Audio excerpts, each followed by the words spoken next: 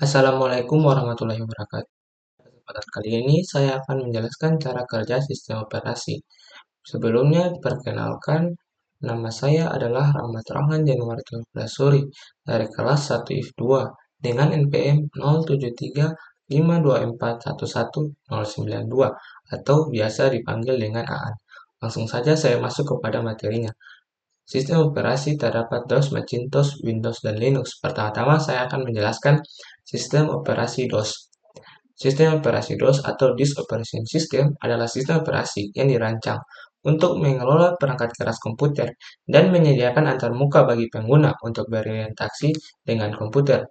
DOS awalnya dikembangkan untuk komputer pribadi dan menggunakan antarmuka berbasis teks, di mana pengguna memberikan perintah melalui baris perintah. Berikut adalah penjelasan mengenai cara kerja sistem operasi DOS. Yang pertama, booting system. Ketika komputer dinyalakan, proses booting dilakukan dengan membaca program dari sektor boot disk, hard disk atau floppy disk yang berisi instruksi untuk memuat DOS ke dalam memori. Kedua, mengelola file dan direktori.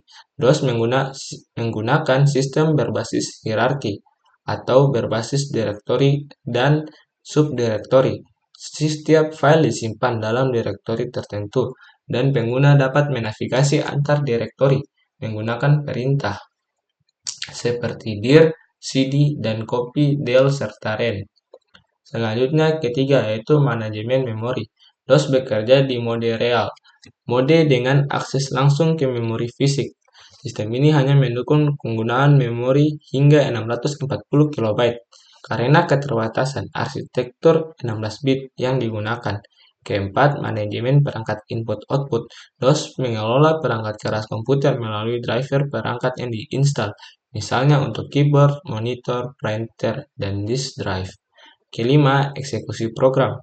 Program dalam DOS dieksekusi sebagai file executable dengan ekstensi .com, .exe, atau .bat. Keenam, penggunaan perintah internal dan eksternal perintah. Internal adalah perintah yang sudah terintegrasi dalam kernel DOS, dan perintah eksternal adalah program tambahan yang disimpan di disk. Dan yang ketujuh adalah keterbatasan pada DOS. DOS tidak mendukung multitasking atau menjalankan banyak program sekaligus, hanya mendukung struktur file FAT16 yang memiliki keterbatasan dalam pengelolaan file besar dan kapasitas penyimpanan. Selanjutnya yaitu sistem operasi Macintosh. Cara kerja sistem ini melibatkan beberapa komponen utama yang bekerja sama untuk memberikan pengalaman pengguna yang lancar. Sistem operasi yang dibuat oleh Apple untuk komputer pribadi Macintosh, yaitu macOS, merupakan sistem operasi pertama yang menggunakan antarmuka pengguna grafis atau GUI. macOS X adalah sistem operasi yang menggunakan kernel BSD, sehingga beberapa kalangan mengatakan bahwa macOS X termasuk dalam keluarga Unix. Hal yang menarik dari OS ini adalah keindahan penampilannya, sehingga menjadikan panutan bagi pengembang desktop lain. Sistem operasi Macintosh yang pertama yaitu kernel. Kernel adalah inti dari sistem operasi macOS. Ini bertanggung jawab untuk mengelola komunikasi antar perangkat keras komputer seperti proses memori dan perangkat input-output dan perangkat lunak, yaitu aplikasi yang berjalan di sistem. Kedua, file system. Sistem berkas macOS menggunakan APFS atau Apple File System yang diperkenalkan pada macOS High Sierra. Ketiga yaitu antarmuka pengguna GUI. macOS dikenal dengan antarmuka pengguna grafis yang elegan dan mudah dipahami. Keempat, manajemen memori. macOS menggunakan sistem manajemen memori yang efisien dengan menggunakan memori virtual dan fisik.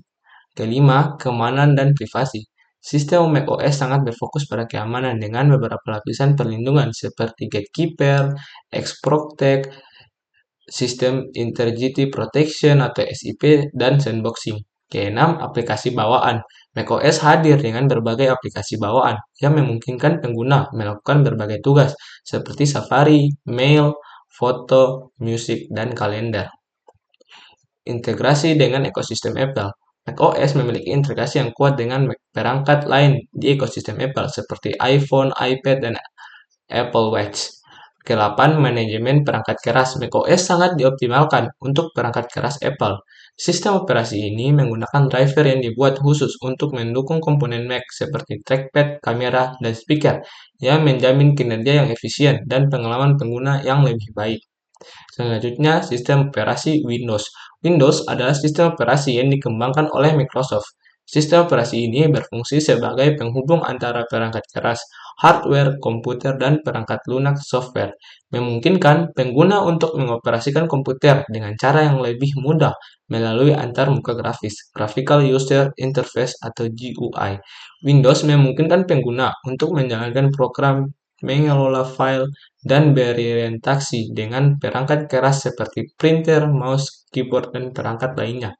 Cara kerja sistem operasi Windows secara umum, yaitu yang pertama, sistem booting atau ketika komputer dinyalakan, proses booting dimulai dengan membaca sektor boot dari perangkat penyimpanan utama, hard disk atau SSD. Selanjutnya, kedua, antarmuka pengguna grafis. Salah satu fitur utama Windows adalah antarmuka grafis yang memungkinkan pengguna untuk berorientasi dengan sistem menggunakan jendela, ikon, tombol, elemen visual lainnya. Ketiga, manajemen memori. Windows menggunakan virtual memory untuk mengelola aplikasi dan proses. Virtual memory menggunakan sistem untuk menggunakan RAM secara efisien dan mengalokasikan sebagian ruang di hard disk. Keempat, manajemen proses Windows mendukung multitasking preemptif, di mana sistem dapat mengatur eksekusi beberapa program secara simultan. Kelima, yaitu manajemen file directory. Windows menggunakan sistem berkas yang disebut NTFS yang lebih canggih dibandingkan FAT yang digunakan di DOS. Keenam, manajemen perangkat hardware. Windows berfungsi sebagai penghubung antar perangkat keras dan perangkat lunak melalui driver. Driver adalah program khusus yang memungkinkan sistem operasi berkomunikasi dengan perangkat seperti printer, kartu grafis, atau jaringan. Dan ketujuh, keamanan sistem Windows. Dilengkapi dengan berbagai fitur keamanan seperti Windows Defender, firewall, dan enkripsi untuk melindungi sistem dari virus, malware, dan ancaman jaringan. Kedelapan, eksekusi aplikasi dan program. Aplikasi di Windows dapat berupa aplikasi desktop tradisional atau aplikasi berbasis UWP, Universal Windows Platform, yang lebih modern dan dapat berjalan di berbagai perangkat. Yang kesembilan, networking dan konektivitas Windows. Windows mendukung berbagai protokol jaringan seperti TCP atau IP untuk koneksi internet dan LAN. Ke-10, pembaruan dan pemeliharaan. Windows memiliki fitur Windows Update yang otomatis memeriksa dan menginstal pembaruan perangkat lunak, driver, dan keamanan. Dan yang terakhir yaitu sistem operasi Linux. Linux adalah sistem operasi yang berfungsi untuk menghubungkan perangkat lunak dan perangkat keras dalam sebuah perangkat. Linux merupakan sistem operasi sumber terbuka atau open source yang dapat diakses, dimodifikasi, dan didistribusikan secara gratis oleh siapa saja. Sistem operasi Linux bekerja berdasarkan arsitektur yang terdiri dari beberapa komponen utama, seperti kernel. Kernel adalah inti dari sistem operasi Linux yang bertanggung jawab untuk mengelola sumber daya komputer.